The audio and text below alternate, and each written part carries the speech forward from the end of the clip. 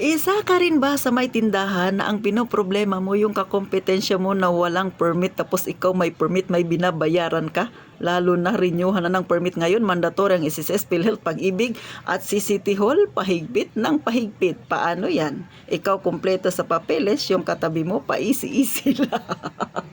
Ano ang pwede mong gawin, mga kasari? Siyempre, ito na naman ang inyong palaway niyang tindera, si Ate Tintin. At yan ang aking ichichismis sa inyo dahil yan ang katanungan ni Ma'am Umayra kung ano ba daw ang kanyang dapat gawin. So, medyo mahaba yung kanyang katanungan, mga kasari, pero hindi ko nakuha yung kanyang punto doon. Pero syempre, pagsisikapan ni Ate Tintin na makapagbigay ng kaunting payo, mga kasari. Lalo na yan yung hinihingi ni Ma'am Umayra. Kaya kung ikaw ay interesado ukol sa problema kinakaharap nating mga tindero-tindera, huwag ka nang mahiya. Mag-subscribe ka na sa Palaway Niyang Tindera. Pakilike na rin ang aking video kung may natutunan ka. At ito na nga, umpisahan na natin ang masaya at real talk nating chismis. Magandang hapon sa inyong lahat, mga kasari-sari. Si Ate Tintin always nakangiti kahit ang bigat-bigat ng problema ko ngayon. Ukol pa rin sa pagre-renew ng permit na yan. At syempre, kaugnay pa rin dyan yung ating ichichismis ngayon na problema rin ni Ma'am Umayra. Sabi kasi ni Ma'am Umayra, no, ano raw yung dapat gawin na kung may tindahan ka, tapos biglang may nagtayo din ng tindahan sa katabi mo, tapos ang problema pa, hindi naman ganoon kalaki ang benta. Tapos iilan lang din yung mga customer, o di ba? Siguro nabibilang niya lang talaga. So ano ba yung dapat gawin? So pinaikli ko lang yung tanong niya, mga kasari, no. So sa totoo lang, isa talaga sa ikinababahala ng isang tindera, no. Ulit, isa sa ikinababahala ng isang tindera yung pagkakaroon niya ng kakompetensya. Lalo na kung kaunti lang naman talaga yung mga customer nila dyan.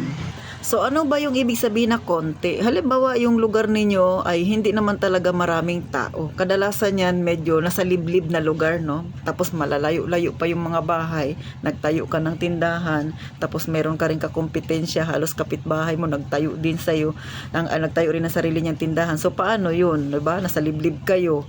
So masakit talaga sa kalooban yan. Lalo na kung yung tindahan mo, sabi ko nga, ay meron kang permit. O di ba? Alam naman natin, ang permit ay medyo may kamahalan. Mandatory na ang SSS, PhilHealth, Pag-ibig. Tapos pahigpit pa ng pahigpit, ang dami pang requirements na hinihingi. Ito yung masaklap. Tapos yung tindahan na kakompetensya mo, nakatatayo lang, hindi man lang nag-effort na kukuha ng permit. Masakit talaga sa kalooban. Tapos yung customer niyo, iilan lang, bilang na bilang lang. So, sa tingin mo, makakaipag-ipon ka kaya dyan ng kaunting halaga para may pang-renew ka? Sa tingin mo, kikita ka pa kaya, mga kasari? So, syempre, sa ganyang usapin, ikaw mismo, tindera, ikaw yung makakasagot sa katanungan ko na yan. Worth it ba na makipagkompetensya ka pa dyan, mga kasari? Kasi sa totoo lang, no, pagka iilan lang yung kabahayan, ako may lugar na ako napuntahan na ganyan, no. Yung lugar ay maraming mga nyog, tapos may tindahan doon, bago yung mga kapitbahay, mga medyo malalayo-layo, 'di ba? Ganyan sa probinsya, pero dito sa amin, kahit probinsya kami, mga kasari, dikit-dikit na yung mga bahay. Kasi probinsya kami, pero nasa lungsod kami. So, may mga lugar pa rin tayo na ganun. Kumbaga, medyo malalayo yung kapitbahay. Okay lang sana kung ikaw lang yung tindahan. Tapos ang problema, may nagtayo din, malapit lang din sa'yo. Tapos iilan lang yung mga customer ninyo, manggagaling pa sa kabilang lugar ang bibili. Tapos ikaw may permit, siya wala. So sakit sa ulo, no. Pero kadalasan sa mga ganyan mga lugar, no, mga kasari, ay bibihira yung kumukuha ng permit. O real talk yan. Kasi sino ba naman yung makakarating pa doon sa lugar ninyo kung hindi sasadyain, o di ba? Pero sabi ko nga, pagka ang lugar ninyo ay may kahigpitan, katulad dito sa amin, bagamat probinsya kami ng Palawan, pero nasa lungsod kami, siyempre mahigpit talaga dito. Tapos maraming hindi na requirements. So hindi talaga pwedeng hindi ka kukuha. At kung hindi ka man kumuha, mga kasari, pagka may nag-ikot ng taga City Hall at natsyempuhan ka, syempre may kaakibat din yan na penalty. So yun siya, mga kasari, no? Pero kung wala ka namang permit, tapos yung katabi mo nagtayo, wala ring permit, so magkakaroon kayo ng kompetensya niyan. So mangyayari niyan, talaga sa presyo na lang kayo magkakatalo. So wala tayong magagawa diyan, mga kasari, kasi gusto ring mabuhay ng katabi mo. Ang pinakamagandang gawin diyan, mag-isip ka ng paraan. Ano pa ba yung pwede mong i-offer kay customer? Pwede ka bang magtinda ng karne diyan kung malalayo yung lugar, o di ba? So ang gawin mo, magbahay-bahay ka, pumunta ka doon sa kakilala mo. Kung uso na diyan sa lugar yung, di ba, ngayon uso di ba yung cellphone? So pwede mo silang i-text, O kunin mo yung mga cellphone number nila, o meron na akong ganito, may karne ako dito, may ganito ako, kasi pagkaliblib, di ba? So meron ka kaagad na magiging customer. O mag-offer ka ng, pero yung gulay hindi masyado ano yan eh. Kasi syempre pagka medyo liblib, maraming mga may gulay diyan, di ba? Ang pwede mong idagdag sa tindahan mo pagka ganyan yung lugar ninyo, liblib, tapos iilan lang yung maging customer mo kasi medyo malala yung bahay, pwede kang mag-offer ng isda, karne, o di ba, daing. So usually ganun mga kasari, kasi sa lugar na napuntahan ko ganun siya, no. Malayo, mga siguro mga 1 kilometro yung lalakarin mo bago yung tindahan, o kaya kalahating kilometro bago pa may tindahan. So pagka ganyan, syempre yung ganyang kaliliblib, hindi naman siya kailangan ng permit, so okay lang magtinda. Ang masaklap lang kung meron ka kakompetensya, tapos syempre halos parehas din kayo ng tinda, so mag-aagawan talaga kayo mga kasari. So sa price na lang yan magkakatalo. So gagawa ka ng paraan ngayon. So yun nga yung sinasabi ko, kung may mga cellphone sila, kunin mo yung number nila para pag may bago kang item, pwede mo sa kanilang itinda na parang nag-o-online selling ka, o di ba? I-text mo sila, meron akong karne dito, pumunta ka na, o di ba? O ganun na lang yung magiging pwede mong gawin para kahit papaano mga kasari makabenta ka pa rin. Pero kung ang lugar naman ninyo, kagaya dito sa amin, kailangan mo talagang kumuha ng permit, tapos yung kakompetensya mo ang masaklap, hindi kumukuha ng permit, ay masakit talaga sa kalooban. Kasi nga ikaw, meron kang binabayaran, tapos siya pa easy lang, tapos mababa pa yung presyo niya. Sa totoo lang, yung mga customer, mga kasari, hindi naman niya nagtatanong sa tindahan na, may permit ka ba? Sa'yo ako bibili, pag walang permit, hindi ako sa'yo bibili. Hindi naman ganon si customer. Si customer, pipiliin niya ang tindahang mababa ang presyo, kasi gusto niya makatipid.